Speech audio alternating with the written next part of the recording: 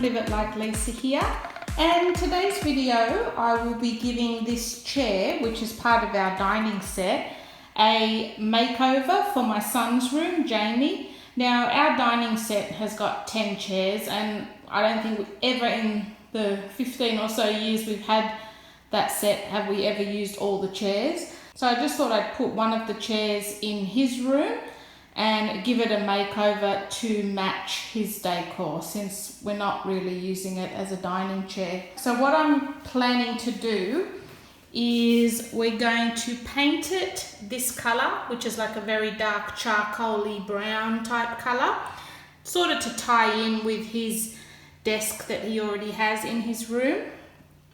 I've got this beige colored vinyl, which I'm going to use to cover the seat with. We're going to recover the seat. And then here I have some sandpaper. I have some plaster of Paris, which is what I use to make my own chalk paint. So that there's just regular wall paint, and it is by Taubman's, and the color I'm using is Phantom Mist. And I will be adding a little bit of plaster of Paris to that to make my own chalk paint. I will leave the recipe to that chalk paint in the description box below if you're interested. And then there I've just got a selection of paint brushes that I'll be using. So I'll set my camera up and we'll get started.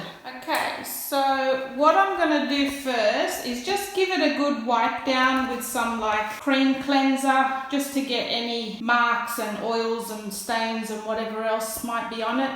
Get all that sort of stuff off first. I might give it a very light sand, even though when you're dealing with chalk paint, you don't really have to, but I think just for my personal, because I've already painted these chairs once before, I think I'm just going to give it a light sand just to smooth out any of my old crappy paint work.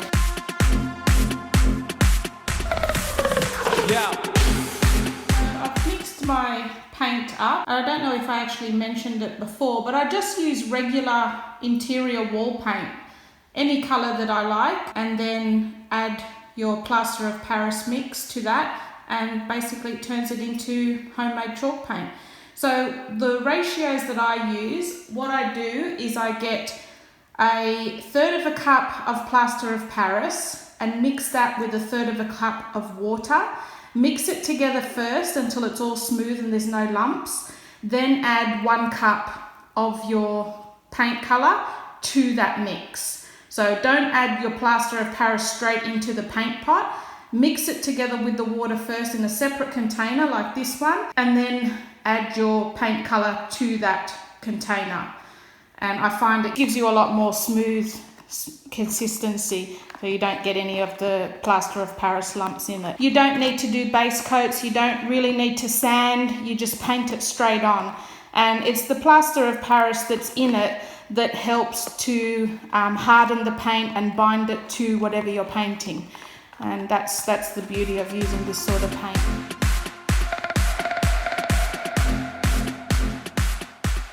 Okay, so this is the chair now after 2 coats, and I think the 2 coats has covered it fairly well, and I'm pretty happy with the color. It's kind of like a really chocolate brown, which is what I like.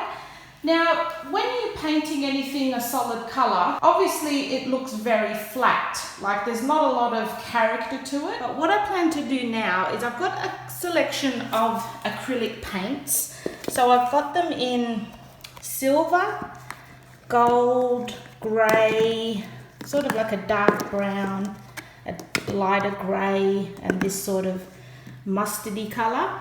And what I'm going to do is just sponge on different colors just to give it a little bit more life and a little bit more texture. Yeah, we've got all our colors now. I've put them in a palette, and what I'm going to use is a little sponge and just to dab on some colors here and there. Yeah.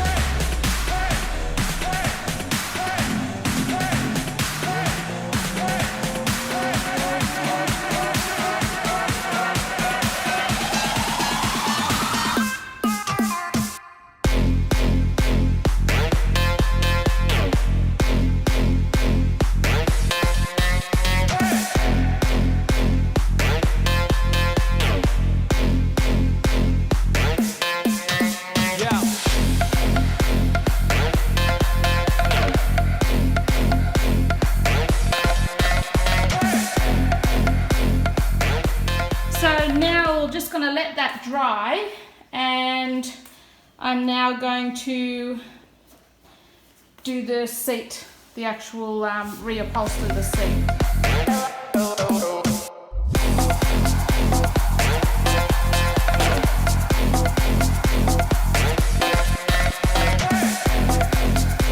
Okay, so first of all, I've unscrewed the chair base or chair seat, and we're now just going to take all the upholstery off. And there's no real easy way to do it, but just to get a pair of pliers or something like that and pretty much just pull every single staple. So what we're going to do now is cover the actual seat with some of this beige vinyl that I bought from Spotlight for reasonably cheap. I think it was only a few dollars. Excuse my painted fingers. And I'm just going to use a basic staple gun.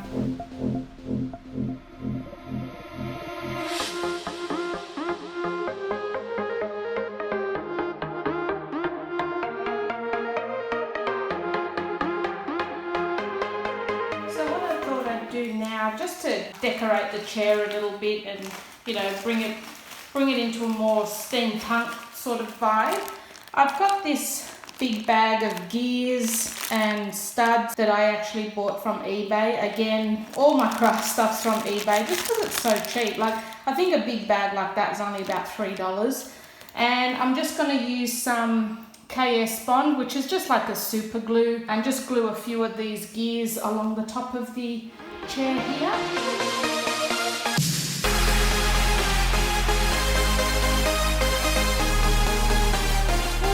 Want like a bit of a vintage feel to the chair, and obviously this is brand new vinyl, I'm going to dirty it up a little bit with some dark acrylic paint, and I'm just going to mix it in with a little bit of water and just rag it over the chair just to age it up a bit and make it look a little bit dirty. So the paint I'm using is just a dark grey.